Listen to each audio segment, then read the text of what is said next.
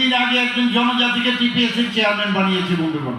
একজন মেম্বার, 3 জন মেম্বার থাকে, এর মধ্যে দুজন আরেকজন মেম্বার, সেখানেও আমি জনজাতি এক মহিলা, তাকেও আমি মেম্বার বানিয়েছি বন্ধুগণ। আমরা জনজাতিদের জন্য কাজ করতে চাই এবং প্রকৃত অর্থে মানুষ বোকা বানাবার জন্য থামসা থামসা থামসা বলছে। আসলে কাজের কাজ কিছু নয়, নিজের যে বেস্টের ইন্টারেস্টে নিজের স্বার্থে এই কাজ শুরু করছে, ভুল বোঝানোর চেষ্টা করছে এবং চারিদিকে আজকে এডিসির মধ্যে খালি লুটের রাজত্ব চলছে। কে কত বেশি লুট করবে সেই রাজকর্ম চলছে সেখানে। আমরা আমাদের যে যারা এখানে অডিট করতে গেছেন সমস্ত রিপোর্ট আমার কাছে আছেন, আমরা সবাই জানি কি হচ্ছে ওখানে।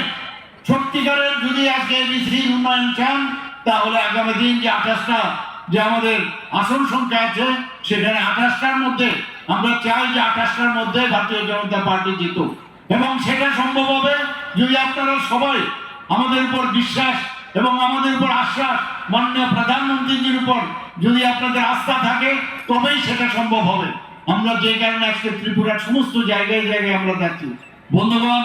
আজকে গড়িয়া পূজার আমাদের সরকার আসার আগে গড়িয়া পূজা ছুটি মাত্র একটা ছিল। আমরা এসে গড়িয়া পূজাতে যাতে আরো ভালোভাবে কাজ করতে পারে, আরো আনন্দ করতে পারে, পালন করতে পারে, তার জন্য 2 দিনের আমরা ঘোষণা দিয়েছি বন্ধুগণ। যত কম জানবে, দেখা পড়া যত কম থাকবে ততই বেটার। আমাদের মাননীয় প্রধানমন্ত্রীজি কি করেছেন, 21টার মতো একলব্য মডেল রেসিডেন্সিয়াল স্কুল উনি দিয়েছেন। এর মধ্যে 12টা শুরু হয়ে গেছে, আরো 6টা কাজ প্রায় কমপ্লিটের পথে, মার্চ মাসে শুরু হবে, আরো বাকি যেগুলো সেগুলো সম্পন্ন হবে।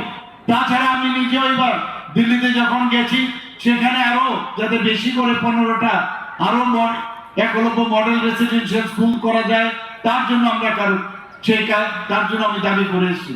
এতদিন আপনারা দেখেছেন রিয়াং জনজাতি যারা এসছেন মিজোরাম থেকে, তাদের সম্পর্কে কেউ কোনদিন চিন্তা করেনি। এগুলো কি আপনারা বলবেন না, জিজ্ঞেস করবেন না আপনারা সেই রিয়াং জনজাতি গোষ্ঠীর তাদেরকে ভালোভাবে থাকার জন্য কি দুর্বিষহ জীবনযাপন করেছে। প্রায় 800 কোটি টাকার প্যাকেজ দিয়ে তাদের 12টা জায়গার মধ্যে তাদের থাকার ব্যবস্থা করেছে বন্ধুগণ। আজকে আমরা এই যে কোয়াড্রিপার্টির যে আমাদের এই রিয়াং